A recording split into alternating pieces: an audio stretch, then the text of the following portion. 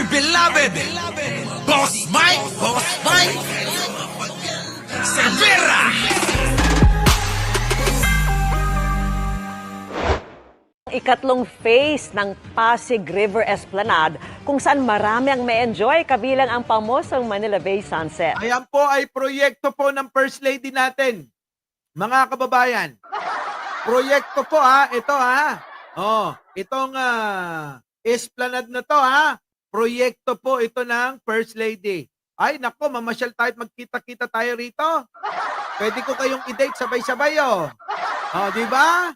Hindi, sasama ko si Jen Angeles, pero doon lang siya sa kotse pag nandyan na kayo. Talay! Dagdag good news dahil bukas ito para sa lahat at libre lang pasyalan. Libre lang mga kababayan. Nako, ganda nito. Walang sinabi yung alin, Dolomite Beach. Walang sinabi yung dito.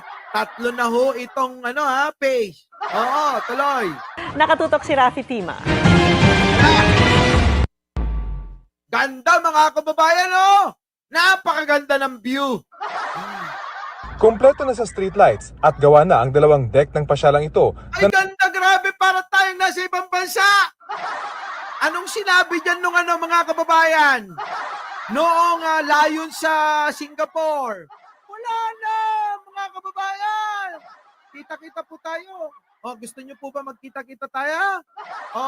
Itatakdan natin. Pagdating ko, galing ng Europe, tignan ninyo mga kababayan, Nasa pagitan ng Jones Bridge at Binondo Intramuros Bridge. Ang ganda mga kababayan ito, Ito yung rooftop. Ito ang ikatlong Alaka, may fountain pa mga kababayan, Tignan niyo yung pagkakagawa. Para ka talagang nasa Europe kayo, Ay nako, ganda!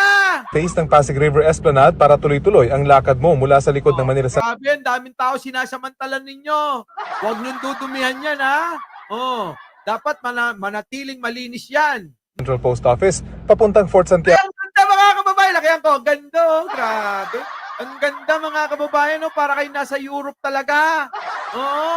Diba? Bukod sa Pasig River, kita mula sa Esplanade ang pamosong Manila Bay Sunset. Grabe mga kababayan, kita natin to. Diyan kayo, magsumpaan. Yung mga nanliligaw pa dyan.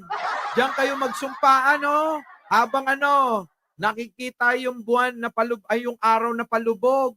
Yung sunset, mga kababayan. Yung sunset, lulubog ng gano'n, mga kababayan. Tapos magsumpaan kayo.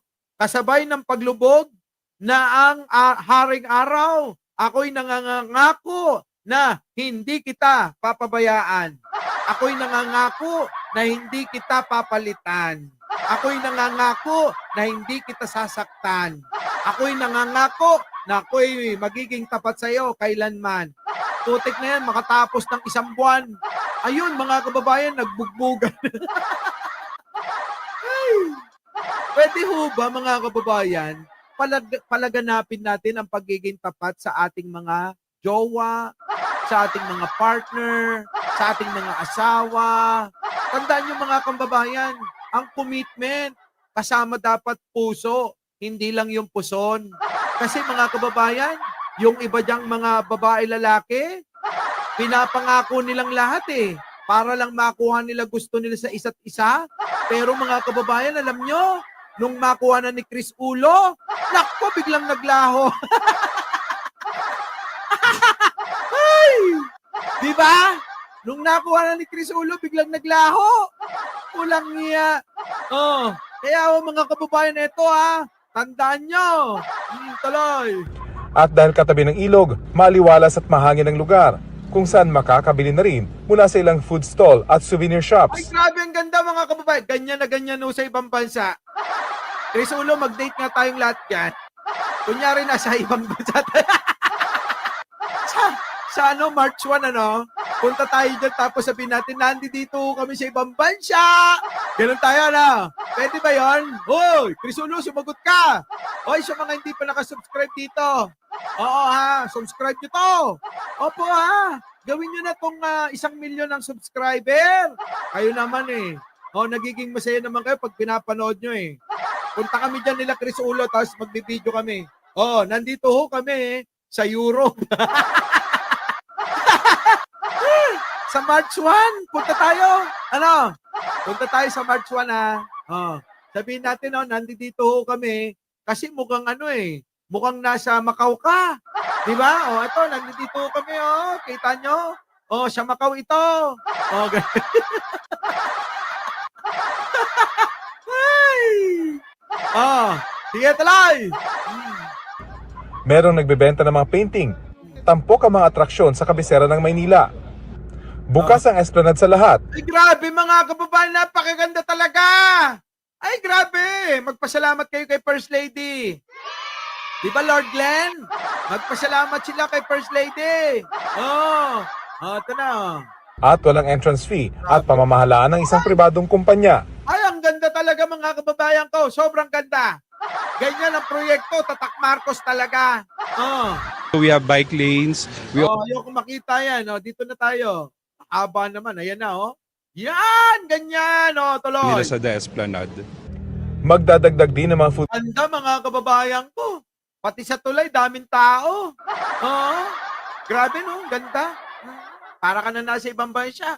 Alam niyo po ba yung tubig ngayon sa Pasig River? Aba, sasalain niyo. Pwede niyo nang inumin sa totoo lang. Ngayon lang ho nangyari yan sa panahon ni Pangulong Bongbong Marcos kita niyo. Nako. Kaya nga ho, swerte natin. Naabutan pa natin to. Itong mga proyektong ito, may pasyalan na tayo. Tuloy. stall at maglalagay ng directional signages para Yung mga tao, yung mga kabataan, nandyan na sila, Naghahanap yan ng mga kasama, makakadate. Tingnan nyo, puro babae. Kaya kailangan, pag pumunta tayo doon, puro lalaki lang. Iwan natin yung mga asawa, jowa, iwan natin. Tuloy. madaling mapuntahan ng mga gustong mamasyal.